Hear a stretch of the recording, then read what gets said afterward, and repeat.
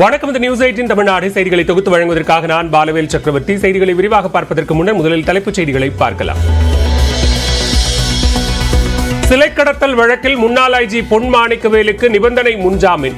4 வாரங்களுக்கு தினமும் சென்னை சிபிஐ அலுவலகத்தில் ஆஜராகி கையெழுத்திட உயர்நீதிமன்ற மதுரை கிளை ஆணை.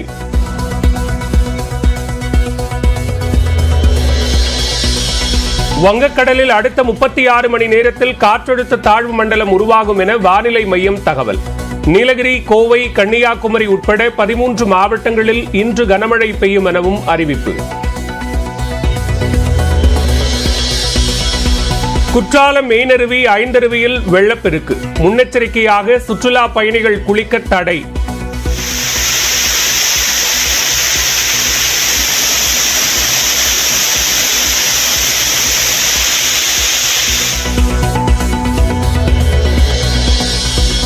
சென்னையில் 2 செமி கண்டக்டர் ஆலைகள் உட்பட 900 கோடி முதலீட்டிற்காக 6 தொழில் நிறுவனங்களுடன் ஒப்பந்தம். 4100 பேருக்கு வேலைவாய்ப்பு கிடைக்கும் வகையில் அமெரிக்காவில் முதலமைச்சர் முன்னிலையில் கையெழுத்து.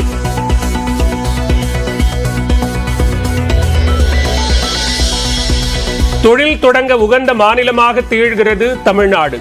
ஃபர்ஸ்ட் சோலார் நிறுவனத்தின் தலைமைச் செயல் அதிகாரி விளக்கம்.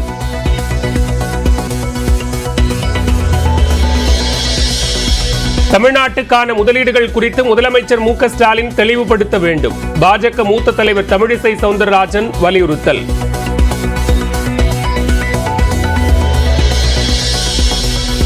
தினகரனால் எடப்பாடி பழனிசாமிக்கு பிரச்சனை வந்தபோது தனபாலை முதலமைச்சராக்க பரிந்துரைத்ததாக திவாகரன் பேட்டி. அதிமுகவில் இருந்த தலித் எம்எல்ஏக்களே அதற்கு ஒத்துழைக்கவில்லை என்றும் தகவல். தனபால நம்ம சபாநாயகர் முதலமைச்சராகணும்னு ஒரு ப்ரப்போசல் கொடுத்தேன். அது இதே திருமாவளவன் வந்தேன், எல்லாருமே அதை வரவேற்று எல்லோரும் பேசினாங்க. ஒரு டிபேட்டாகவே போணுச்சு. அது அப்போ இருந்த தலித் எம்எல்ஏக்கள் அதுக்கு ஒத்து வரல. மத்திய சென்னை தொகுதியில் பெற்ற வெற்றியை செல்லாது என அறிவிக்க கோரி தொடரப்பட்ட வழக்கு. நாடாளுமன்ற உறுப்பினர் தயாநிதி மாறன் மற்றும் தேர்தல் ஆணையம் பதிலளிக்க உத்தரவு.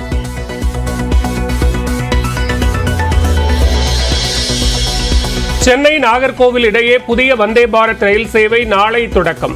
மதுரை, பெங்களூரு வந்தே பாரத் ரயில் சேவையையும் பிரதமர் மோடி நாளை தொடங்கி வைக்கிறார்.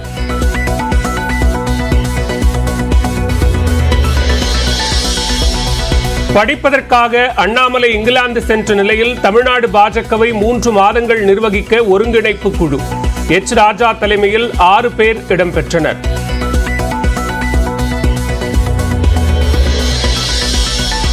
₹100 கோடி நில மோசடி வழக்கில் முன்னாள் அமைச்சர் M.R. விஜயபாஸ்கரின் சகோதரர் M.R. சேகரின் முன்ஜாமீன் மனு தள்ளுபடி. சாட்சிகளை கலைக்க வாய்ப்புள்ளதால் முன்ஜாமீன் வழங்க முடியாது என உயர்நீதிமன்றம் திட்டவட்டம்.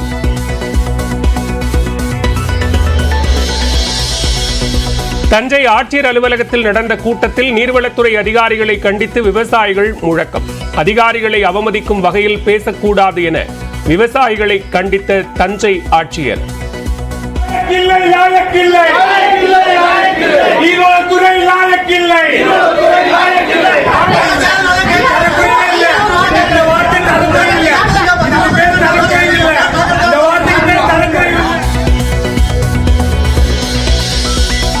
நாடு முழுவதும் பாதுகாப்பற்ற சூழலில் உள்ள 46% மருத்துவர்கள். இந்திய மருத்துவர்கள் சங்கம் நடத்திய ஆய்வில் தகவல்.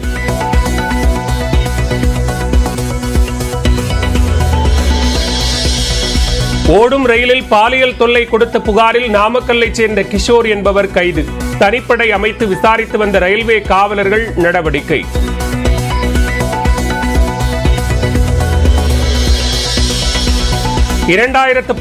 ஆண்டு TNPSC Group 1 தேர்வில் விடைத்தாளை மாற்றி வைத்து முறைகேடு என தொடரப்பட்ட வழக்கு. கீழமை நீதிமன்றத்தில் நடைபெறும் விசாரணையை ரத்து செய்ய சென்னை உயர்நீதிமன்றம் மறுப்பு. திருச்சி NITயில் மாணவிக்கு ஊழியர் பாலியல் தொல்லை என குற்றச்சாட்டு. நேற்று இரவு முதல் நீடித்த மாணவர்களின் போராட்டம் எஸ்பியின் பேச்சுவார்த்தையை அடுத்து வாபஸ்.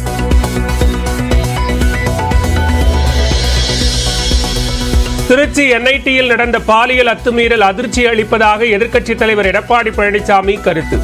அத்துமீறலில் ஈடுபட்ட நபர் மீது உரிய நடவடிக்கை எடுக்க வலியுறுத்தல்.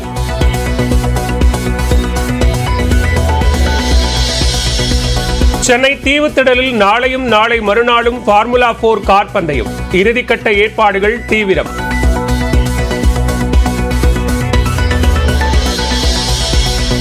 வேலூர் சத்துவாச்சாரியில் 7ஆம் வகுப்பு மாணவனை தலைமை ஆசிரியர் கண்மூடித்தனமாக தாக்கியதாக புகார். காயமடைந்த மாணவன் மருத்துவமனையில் அனுமதி.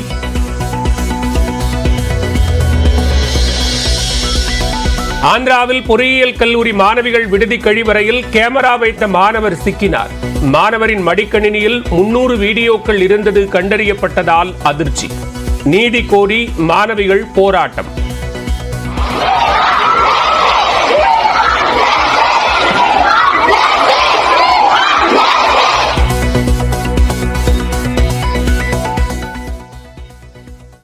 சிலை கடத்தல் வழக்கில் முன்னாள் ஐஜி பொன் மாணிக்கவேலுக்கு நிபந்தனை ஜாமீன் வழங்கி உயர்நீதிமன்ற மதுரை கிளை உத்தரவிட்டுள்ளது.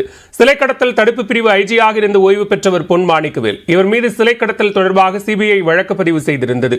இந்த வழக்கில் முன்ஜாமீன் கோரி சென்னை உயர்நீதிமன்ற மதுரை கிளையில் பொன் மாணிக்கவேல் மனு தாக்கல் செய்திருந்தார். அவருக்கு ஜாமீன் வழங்கினால் வழக்கு விசாரணை பாதிக்கப்படும் என சிபிஐ தரப்பில் வாதம் எடுத்து வைக்கப்பட்டது.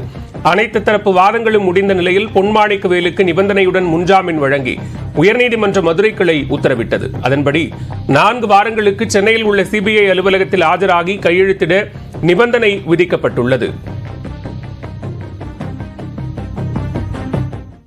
தமிழ்நாட்டில் சேலம், ஈரோடு, தருமபுரி உள்ளிட்ட 13 மாவட்டங்களில் இன்று கனமழைக்கு வாய்ப்பிருப்பதாக சென்னை வானிலை ஆய்வு மையம் தெரிவித்துள்ளது. வானிலை ஆய்வு மையம் வெளியிட்டுள்ள செய்தியில், மத்திய மற்றும் வடக்கு வங்கக்கடலில் நிலவிய காற்றழுத்த தாழ்வு பகுதி ஆழ்ந்த காற்றழுத்த தாழ்வு பகுதியாக மாறியதாகவும், அடுத்த 36 மணி நேரத்தில் காற்றழுத்த தாழ்வு பகுதி காற்றழுத்த தாழ்வு மண்டலமாக வலுப்பெற்று வடக்கு ஆந்திரா மற்றும் தெற்கு ஒரிசாவை நோக்கி நகரக்கூடும் என்றும் குறிப்பிடப்பட்டுள்ளது. இன்று சேலம், ஈரோடு, தருமபுரி, கிருஷ்ணகிரி, நீலகிரி, திருப்பத்தூர், தென்காசி, கன்னியாகுமரி, கோவை, திருப்பூர், தேனி, திண்டுக்கல், திருநெல்வேலி ஆகிய மாவட்டங்களில் கனமழை பெய்ய வாய்ப்புள்ளதாகவும் தெரிவிக்கப்பட்டுள்ளது. சென்னையில் அடுத்த 48 மணி நேரத்திற்கு வானம் ஓரளவு மேகமூட்டத்துடன் காணப்படும் என்றும், சென்னை பெருநகர் மற்றும் புறநகரில் ஓரிரு இடங்களில் இன்றும் நாளையும் மழை பெய்ய வாய்ப்பிருப்பதாகவும் வானிலை ஆய்வு மையம் தெரிவித்துள்ளது.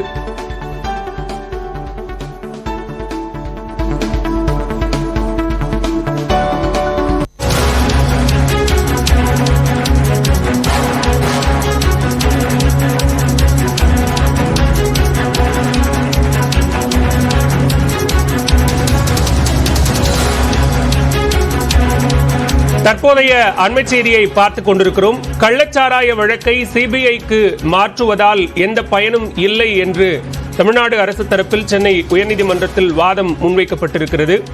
இது தொடர்பான கூடுதல் விவரங்களோடு இணைகிறார் நீதிமன்ற செய்தியாளர் மதன். விவரங்களை பதிவு செய்யலாம். பாலா, கள்ளக்குறிச்சி விஷசாராய பலி சம்பவம் தொடர்பான வழக்கை சிபிஐக்கு மாற்ற கோரி தொடரப்பட்ட அந்த வழக்குகள் தான் இன்று பொறுப்பு தலைமை நீதிபதி அமர்வில் விசாரணைக்கு வந்தது. தமிழக அரசை பொறுத்த வரைக்கும் இன்று சில வாதங்கள் எடுத்து வைக்கப்பட்டது. அதாவது இந்த சம்பவம் தொடர்பாக ஏற்கனவே 16 தனிப்படையில் அமைக்கப்பட்டுள்ளது. இதுவரைக்கும் 24 பேர் கைது செய்யப்பட்டுள்ளார்கள். மேலும் 11 பேர் மீது தற்போது குண்டர் சட்டம் போடப்பட்டுள்ளது. 244 சாட்சிகளும் விசாரணை நடத்தப்பட்டு விட்டது. எனவே இந்த ஒரு நிலையில் உள்ள போது புலன் விசாரணை முடிந்து தற்போது இறுதி அறிக்கை தாக்கல் செய்யும் நிலையில் இந்த வழக்கை சிபிஐக்கு மாற்றுவதால் எந்த ஒரு பயனும் இல்லை எனவும், என்ன விசாரணை நடந்துள்ளது என தெரியாமலேயே எப்படி விசாரணையை சிபிஐக்கு மாற்ற வேண்டும் என்றும் இன்று தமிழக தரப்பில் ஒரு கேள்வி எழுப்பப்பட்டது. ஒருவேளை விசாரணை தவறாக இருந்தால் மறு விசாரணை கோரலாம் அல்லது வேறு புலன் விசாரணை அமைப்புக்கு விசாரணை மாற்றலாமே தவிர இது உடனடியாக சிபிஐக்கு மாற்ற வேண்டிய அவசியம் இல்லை என்று தமிழக தரப்பில் தெரிவிக்கப்பட்டது. அதே போல மக்கள் நம்பிக்கை இழந்து விட்டதாக மனுதாரர் தரப்பில் குற்றம் சாட்டப்பட்டதை சுட்டிக்காட்டிய தமிழக அரசு பாதிக்கப்பட்ட குடும்பத்தினரோ தொண்டு நிறுவனங்களோ நடுநிலையாளர்களோ யாருமே வழக்கு தொடரவில்லை. மாறாக அனைத்து கட்சிகள், அதாவது எதிர்கட்சிகள் பாமக, தேமுதிக, பாஜக கட்சியை சேர்ந்தவர்கள் மட்டுமே இந்த வழக்குகளை தாக்கல் செய்துள்ளதாக தெரிவிக்கப்பட்டது. இதையடுத்து கள்ளக்குறிச்சியில் கள்ளச்சாராயம் அதிகரித்துள்ளது தொடர்பான இந்த பிரச்சனையை சட்டமன்றத்தில் அதிமுக எம்எல்ஏ எழுப்பிய போது அதை போலீசார் மறுத்தார்களா என்பது தொடர்பாக விளக்கம் பெற்று தெரிவிக்க வேண்டும் என்று தமிழக அரசுக்கு உத்தரவிட்ட நீதிபதிகள் இந்த வழக்கு விசாரணை மீண்டும் செப்டம்பர் 4ஆம் தேதிக்கு தள்ளி வைத்துள்ளார்கள். பாலா, நன்றி மதன், விரிவான விவரங்களுக்கு.